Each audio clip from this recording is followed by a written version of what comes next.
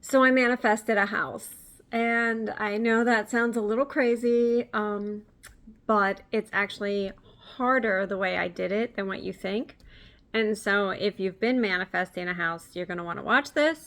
If you like manifesting, but you think it doesn't always work or it doesn't work the way you want it to, you're going to want to watch this. And if you like to have control over the timeline when you manifest, you're going to want to watch this. So, hi, hello, I'm Sherry Hemstreet of the Sherry Hemstreet, and I talk about all things manifesting, money, and God. A little strange, quite the combination, I get it. But I was actually talking with a group of clients in one of my containers, and I was talking about how I manifested my house, and it was actually just when I manifested my house, I made it particularly difficult because I put a lot of demands on what it had to be. So, what you may or may not know about me, and more than likely don't know about me, is that um, over 20 years ago, I got certified in traditional feng shui.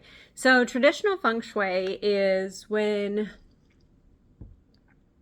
it's like reading your astrology for your house. So traditional feng shui isn't like you have a wealth corner and you have a love corner and all of those. That's very much a different type of feng shui. I don't get results with that. I never did, so I don't use that. But traditional feng shui is or was called Chinese geomancy, and this type of feng shui is actually much more difficult to find because there are 9 areas of your house and each one of them have a different combination. So each area has a calculation that you have to figure out, and it's figured out according to what that house will provide you with according to its characteristics. And then each of the 9 areas actually have a calculation that tells you what that area is going to be good for in terms of wealth or health. Because that's what Chinese geomancy or traditional feng shui works from. Their belief is that if you don't have your health first, then you have no wealth. There's no chance of having wealth if you don't have health. And so I really like this. It's actually crazy how I got interested in this, but I just really was. And I had a lot of good houses that I had lived in before. And so, I had houses that were like good for getting pregnant, and I did. Unfortunately, I had a lot of miscarriages in them. I had houses that had different areas that were like for wealth or all kinds of things, right? So there's different numbers that you can do the calculation on that have different meanings. And so when I really got certified and when I started doing more of these readings for people and on houses and just everywhere I went, like I was like, I'm feng shuiing everything. I want to know what all the energy looks like and what it operates like. And so I did this, right? Like this was something that I really loved. And I was also very much into manifesting at the time. So like manifesting and feng shui, like the two, could we get crazier, right? And then of course God, like what I've always been into. So, I'm praying, I'm talking to God, I'm having communion with God. And I've never told this story before. It's so crazy to me. But what happened was, I don't even remember when it was, but I remember when I found out about this. There was, now for instance, my mom lives in a house that has a lot of wealth in it. And there was this one combination that is called easy money in feng shui. And of course, I'm sure everybody wants this combination. But I was just like, I was praying to God and I'm like, God, I want that. And he's like, you don't want that. And I was like, what? To come again? Like, God, are you tripping? And he's like, you don't want that. And I was like, no, pretty sure I do. I live on the planet. I kind of know what I want here. And so I was like, I really want to manifest a house that has these numbers because it would make my life easier. So I actually did find a house that had those particular numbers and that whole particular feng shui that aligned with it. And I didn't like the rest of the numbers. Like, it just was not a great layout. And the flow, they call it like the flow of the numbers.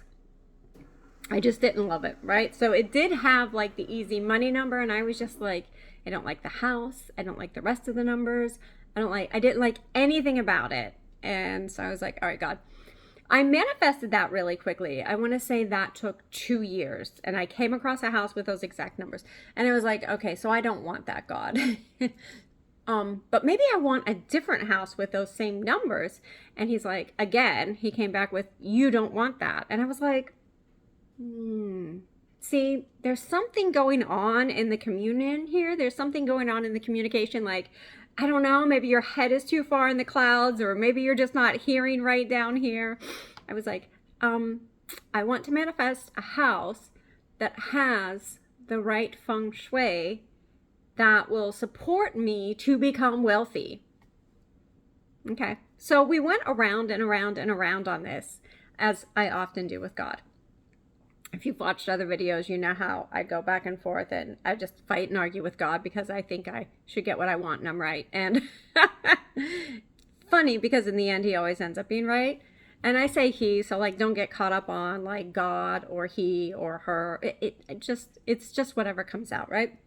And so I remember I was like, okay, what do I want then? Like, I remember telling God, like, what do I want then? And he's like, you want the perfect house for you with the feng shui that will support your path in life. And I was like, yeah, but what is that? What is that? Like, I was always a person, I had to know the why. What is it, God? Tell me what it is. Why? Like, I was like the kid who was incessantly asking God why all of the time. Like, I just couldn't stop. And I said, okay. And he's like, pray for that. And I was like, we just had the conversation. He's like, pray for that. I was like, this is ridiculous.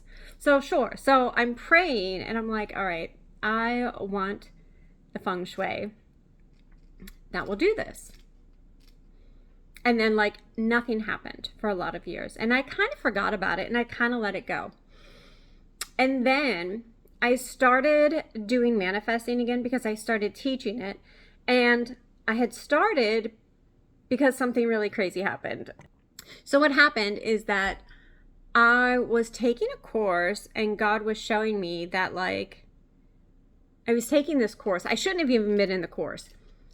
And God was showing me how the course wasn't going to work. And it wasn't manifesting. This was actually a business course. He's like, this isn't going to work and I'm going to show you why. And so he showed me why the course wasn't working. And it was interesting because outside of that, he was working with me on manifesting. And he's like, I want you to teach this in a course because it will work. Like, you see what it looks like and how it feels when you take a course that doesn't work. And that's what's happening to a lot of people right now.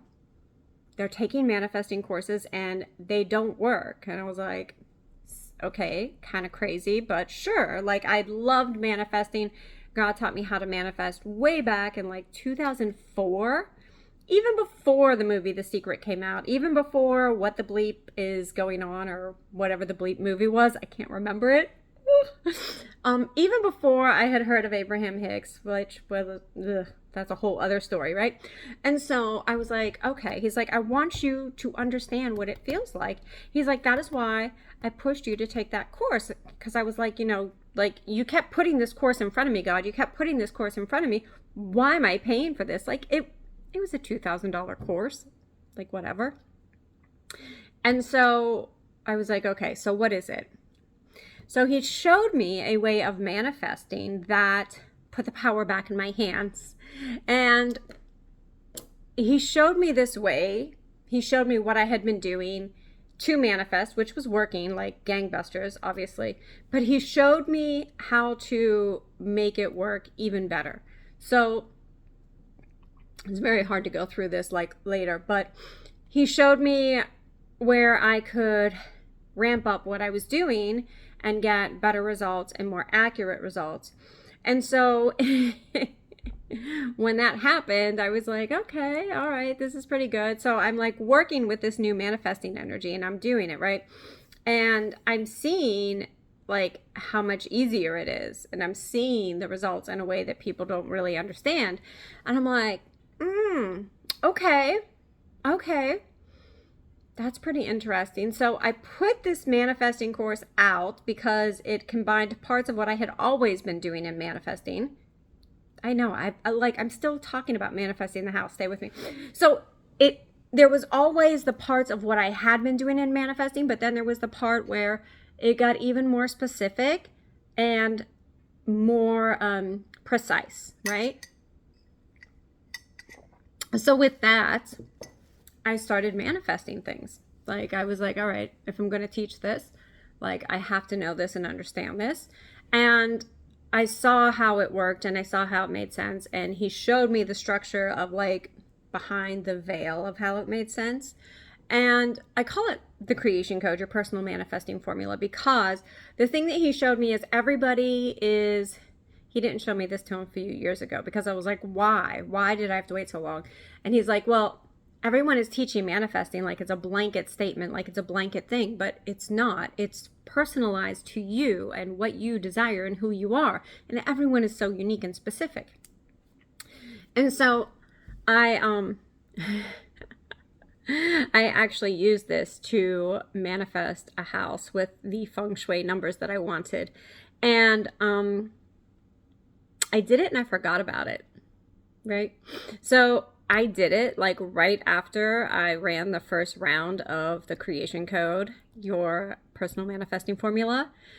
And it was an amazing experience, but like I knew that because it was a house, it was going to take longer to come in, because when you were manifesting certain things, when you were manifesting things that involve other people, and the more layers of people that are involved, the longer it can take. Now, I knew that it was going to take longer, one, because I wasn't even ready to move from where I was. I loved where I was. So there was an intersection of like, I have to be willing or ready to move, and that wasn't coming in. Like there was nowhere in the space that I was ready to move or willing to move. And then I was like, okay, and then there's going to have to be the intersection of the house that has to happen, which is also beyond my control. And then to make it so every time you add a layer to this, manifesting gets more difficult, right? So, but with the way I was taught to manifest from God, you can manifest in 30 days once you actually understand how to manifest, right? And so, I mean, it's had incredible results. Like I've had clients actually manifest 6-figure clients because of it. I've done that too, but there's all kinds of like, it's just so good. So what I did was I looked at everything and all the layers. So the first layer was I had to be willing to move. The second layer was the numbers that I wanted had to show up. And then the third layer was the people had to move out and be willing to move out, right?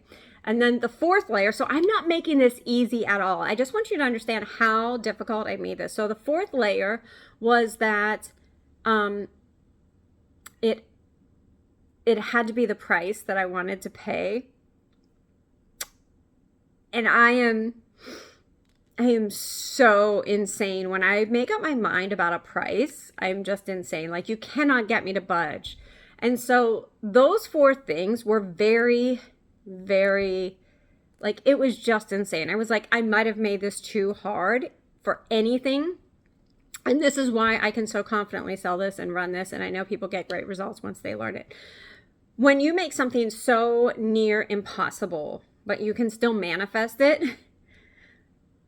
it's freaking incredible, because you realize when you manifest something that's so outrageous and so impossible, then manifesting all the other things is so freaking easy. It just becomes so much easier than what you thought it was. So I did my personal manifesting formula on this. I did all of the formula. I did everything, and I followed it for 30 days. Like I was like, I'm giving this 30 days and then I'm going to put it away because this is a long-term manifestation. So usually when I teach this, I teach that you should manifest between 7 months and 10 months out, no more than a year. But in this case, because I knew it was a longer term manifestation, I just did it, right? Like you can absolutely do long term, way out manifestations and they will still happen. It was 2 years. It took 2 years. It took 2 years. So I didn't name the numbers specifically that I wanted, but there is a combination of feng shui that the house is called the entrepreneur's house or the politician's house or the authority's house, right? So it's just that kind of energy. So the person who lives here has to be like a business owner and it will support that person and they will thrive, and there's such great numbers here, right? Or if that person is a politician, there's authority. Like it has the energy of authority. It has the energy that matches me. And so when I did my manifestation formula, I wasn't doing it for like, I want this number and this number. I was doing it for God said I could have the house that was the best for me and would support me. So the funny thing is there's so many combinations of houses that I didn't know all of them by heart. Like I have ridiculous amounts of notes on feng shui and how to run the numbers and how to float the numbers and all of that and what they mean. But I didn't look at the actual, what people commonly call them, right? So there's all kinds of things.